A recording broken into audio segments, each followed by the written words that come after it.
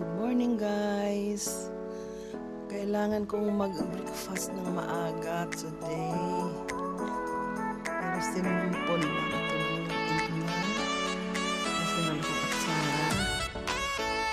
Saka malaki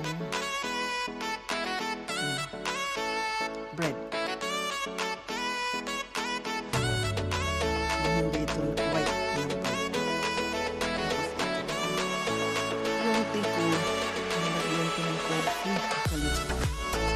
So, mag-breakfast muna ako bago ako mag-tea. Nagkahalan po.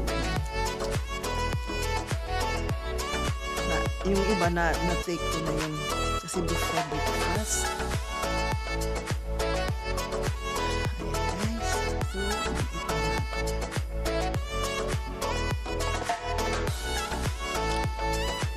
So, ito yung palaman ko. Balat ako. Wala. Yung importante yun lang nawala. Oh, natuklap.